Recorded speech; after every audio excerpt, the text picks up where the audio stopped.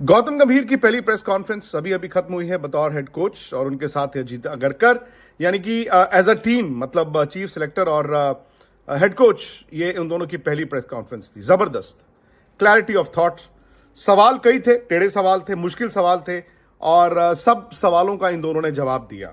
कई ऐसी अहम चीजें जो इस वक्त इंडियन क्रिकेट में हैं, सिलेक्शन को लेकर, आगे के फ्यूचर को लेकर, कप्तानी को लेकर, कुछ सीनियर प्लेयर्स के फ्यूचर को लेकर, विराट कोहली और गौतम गंभीर के रिलेशनशिप को लेकर, उन तमाम बातों पर आज चर्चा हुई है। और सबसे बड़ी खबर जो मेरे लिहाज से निकल कर आई, दो बड़ी खबरें निकल कर आई। एक तो यह कि गौतम गंभीर से विराट कोहली के बारे में और उनके रिश्ते के बारे में पूछा गया। उन्होंने कहा, यार ये मीडिया में शायद हेडलाइंस के लिए रिलेशनशिप को ऐसी तस्वीर दी जाती है कि भाई हम दोनों के बीच रिश्ता अच्छा नहीं है, लेकिन उन्होंने कहा ऐसा नहीं है।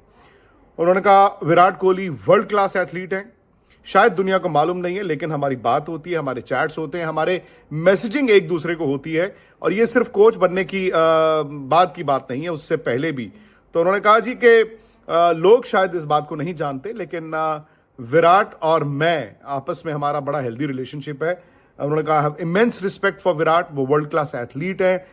ये भी कहा कि भाई अल्टीमेटली हम दोनों ये कोशिश करेंगे कि इंडियन क्रिकेट को और 140 करोड़ जो इंडियंस हैं उनको प्राउड फील कराने की। लेकिन जो मेरे लिहाज से सबसे बड़ी खबर निकल कर आई वो है रोहित और विराट के फ्यूचर को लेकर। उनसे पूछा गया, उन्होंने कहा यार ये खिलाड़ी तो भाई बहुत बड़े खिलाड़ी हैं, फिलहाल तो चैंपियंस ट्रॉफी पर नजर रहेगी जो अगले साल खेली जानी है, बट हु नोज, अगर ये दोनों फिट रहे तो हो सकता है 2027 वर्ल्ड कप में भी आपको दिखें।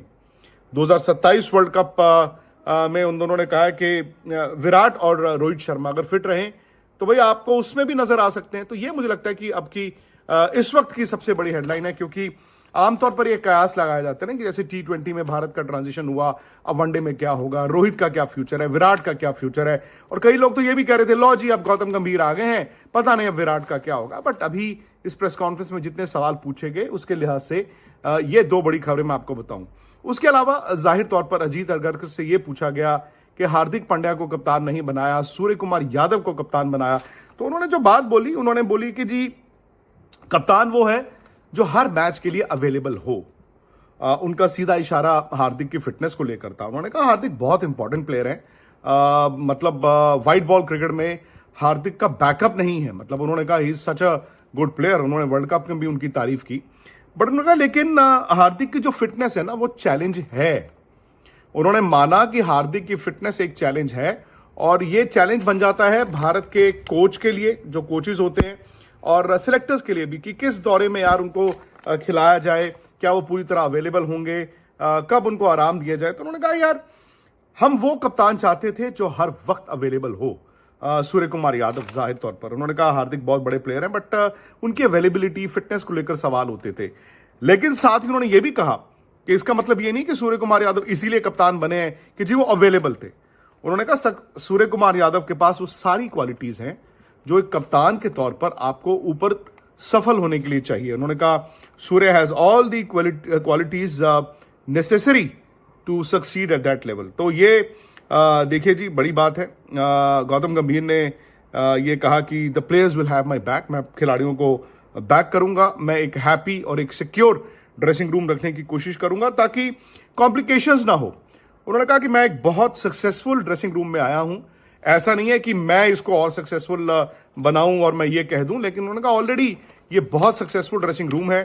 ये वर्ल्ड T20 चैंपियंस हैं, ये वर्ल्ड टेस्ट चैंपियनशिप फाइनल खेले हैं, ये वर्ल्ड कप का फाइनल भारत की टीम आ रही थी। उन्होंने कहा कि बिग शूज टू फिल, मतलब ये नहीं है कि मैं बहुत बड़ा आदमी आ गया हूं, बिग शूज टू फिल।